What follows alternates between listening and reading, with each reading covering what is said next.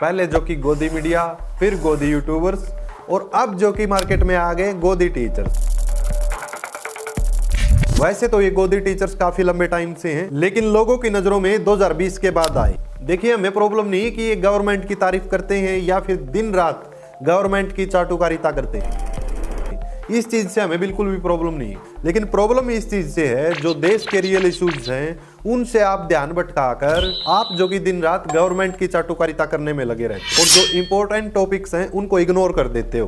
कैसे हमारा देश तरक्की कर रहा है और आगे बढ़ रहा है, आज की इस वीडियो में हम बात करने वाले हैं अंकित अवस्थी और अंकित दुबे की। जिनको नहीं पता उनको बता दूं कि ये दोनों यूपीएससी के टीचर्स हैं, स्टूडेंट्स को जियोपॉलिटिक्स का ज्ञान देते हैं। तो आओ देखते हैं असल में क्या सच में ज्ञान देते है डॉलर का कमजोर होना अर्थात डी-डॉलराइजेशन। इसलिए ट्रंप बार-बार भारत को धमकी दे रहे हैं कि तुम रशिया से ट्रेड मत करो, क्योंकि भारत और रशिया जो ट्रेड कर रहे हैं उसमें से 90% ट्रेड ऐसा है जो लोकल करेंसीज में हो रहा है और डॉलर का प्रयोग बिल्कुल भी नहीं किया जा रहा। जब डॉलर का प्रयोग नहीं होगा तब डॉलर की वैल्यू कम होगी। इसलिए ट्रंप चाहते हैं कि हम रशिया से तेल न लेने के बजाय या तो गल्फ कंट्रीज से लें या फिर यूएसए से लें, जिससे कि डॉलर का चलन चलता रहे और डॉलर मजबूत होता रहे। साथ ही ट्रंप धमकी देने के अलावा कुछ कर भी नहीं पा रहे हैं, क्योंकि रशिया वेपन्स में नंबर 1 है, चाइना मैन्युफैक्चरिंग में नंबर 1 है और भारत सबसे बड़ा मार्केट है। तीनों में से किसी भी देश को छुएंगे तो नुकसान यूएसए को भी होगा। वाह, डॉलर की वैल्यू कम हो रही है, $1 इक्वल 91 रुपीज हो गया और ये कह रहे कि डॉलर की वैल्यू घट रही है। इनका अलग ही सपनों का देश चल रहा। समझो कि जब डॉलर की वैल्यू 60 रुपए थी तब ये चिल्ला चिल्ला कर हंगामा करते थे कि ये देखो डॉलर की वैल्यू बढ़ रही है, रुपया गिर रहा है। ये ऐसे नहीं होता मित्रों, मैं शासन में बैठा हूं, मुझे मालूम है इस प्रकार से रुपया इतनी तेजी से गिर नहीं सकता। अरे ये नेपाल का रुपया नहीं गिरता है, बांग्लादेश की करेंसी नहीं गिरती है, पाकिस्तान की करेंसी नहीं गिरती, श्रीलंका की करेंसी नहीं गिरती। क्या कारण है हिंदुस्तान का रुपया पतला होता जा रहा है? वाह मोदी जी वाह। लेकिन आज के टाइम पर इसका अपोजिट बोल रहे हैं कि डॉलर की स्ट्रेंथ कम हो रही है। मतलब कि कोई सेंस है इस बात की और ट्रंप धमकी दे रहा है। चाइना के पास मैन्युफैक्चरिंग है, रशिया के पास डिफेंस है और हमारे पास पॉपुलेशन को स्ट्रेंथ बोलकर खुश होने का क्या फायदा जब उनके पास करने को नौकरी नहीं है। मतलब कि सर भूल गए कि बीजेपी गवर्नमेंट तो 2014 में पावर में आई है, ऑलमोस्ट 12 साल होने वाले हैं, लेकिन अभी भी हम मैन्युफैक्चरिंग में चाइना से पीछे क्यों हैं? मेक इन इंडिया स्कीम को लॉन्च हुए 10 साल हो गए। टारगेट था मैन्युफैक्चरिंग को जीडीपी का 25% बनाना, लेकिन ये तो 15% पर ही अटक। ट्रंप हमको धमकी पे धमकी दे रहा, लेकिन हम क्या कर रहे हैं? बंगाल इलेक्शन के लिए आपस में लड़ रहे हैं। देश में विकास हो या ना हो, लेकिन अडानी अंबानी का विकास जरूर हो रहा है। ये लोग वो सब चीजें नहीं बताएंगे,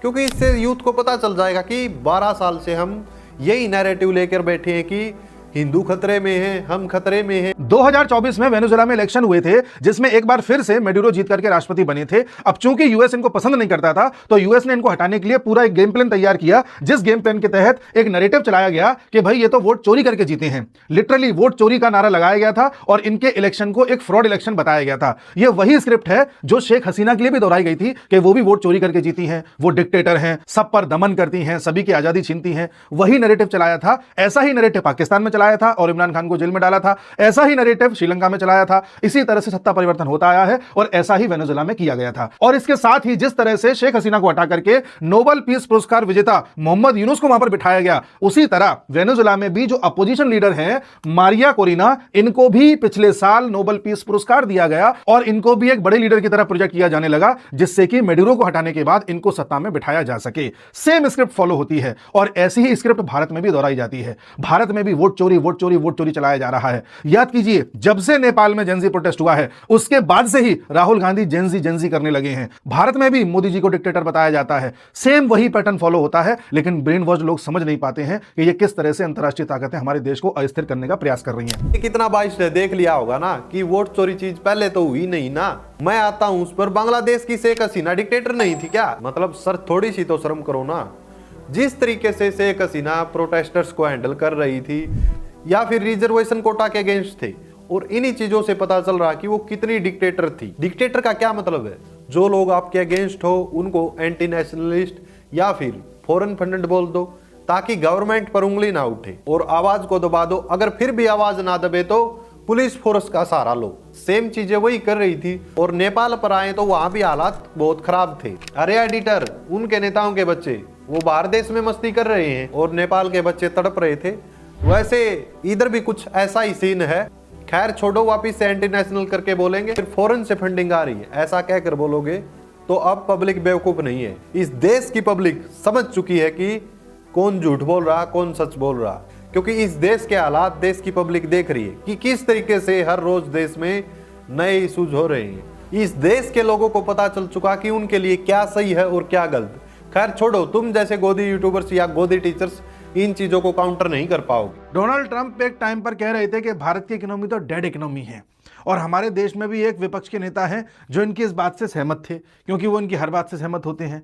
इस समय भारत की जो इकोनॉमी है वो 8.2% की रेट से ग्रोथ कर रही है। जो हमारा सेकंड क्वार्टर है इस साल का, यानी अप्रैल से स्टार्ट होता है फाइनेंशियल ईयर, सेकंड क्वार्टर की बात करें यानी कि जुलाई, अगस्त, सितंबर, इसमें हमारी जो ग्रोथ रेट रही है वो 8.2% रही है, जबकि अनुमान ऐसा था कि 7 से 7.5 के बीच में रहेगी। 8.2% रही, और ये वो दौर था जब अमेरिका के सबसे ज़्यादा टैरिफ हम पर लगे हुए थे। सबसे ज़्यादा टैरिफ अमेरिका ने भारत पर और ब्राज़ील पर लगाए थे। इस समय ब्राज़ील पर उतने नहीं हैं, भारत पर ही सबसे ज़्यादा है। बावजूद उसके भारत की जो ग्रोथ रेट है 8.2% रही है। साथ ही अभी तो जीएसटी में जो रियायत दी गई थी दिवाली से पहले, उसको तो अकाउंट में लिया ही नहीं गया है।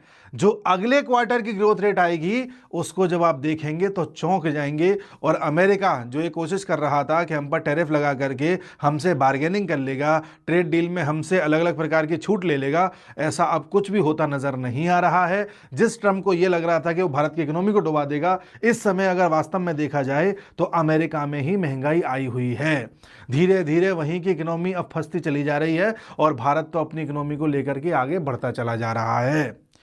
अब वो लोग जो ये कहते थे कि एक चाय वाला प्रधानमंत्री बन गया है, ये देश कैसे चलाएगा, वो लोग जो कभी डिग्री के बारे में पूछते थे, कभी पढ़ाई के बारे में पूछते थे, वो लोग अब बताएं अब क्या कहना चाहेंगे। अच्छा, आप लोगों ने सुना ही होगा कि इंडिया की जीडीपी ग्रोथ रेट बढ़ रही है, लेकिन एक्चुअली में ग्राउंड लेवल पर क्या सीन है? ये जो इंडिया की जीडीपी ग्रोथ रेट बढ़ रही है, इससे गरीबों को कम फायदा हो रहा है और अमीरों को ज्यादा फायदा हो रहा है। अमीर अमीर होता जा रहा है और गरीब गरीब होता जा रहा है, क्योंकि ग्राउंड लेवल पर तो हम देख रहे हैं अलग अलग इश्यूज को। कभी ब्रिज गिर रहे हैं, कभी इंसानों की जान जा रही है, जर्नलिस्ट को मौत के घाट उतारा जा रहा है, रेपिस्ट लोगों को बेल मिल रही है, अनएम्प्लॉयमेंट पीक पर है। लेकिन आप लोग गुणगान कर रहे हो जीडीपी का, जो ग्रोथ है 8.2%, जो कि सही है, एक्सपेक्टेशन से ऊपर है, क्योंकि टैरिफ का इंपैक्ट अभी तक नहीं दिखा।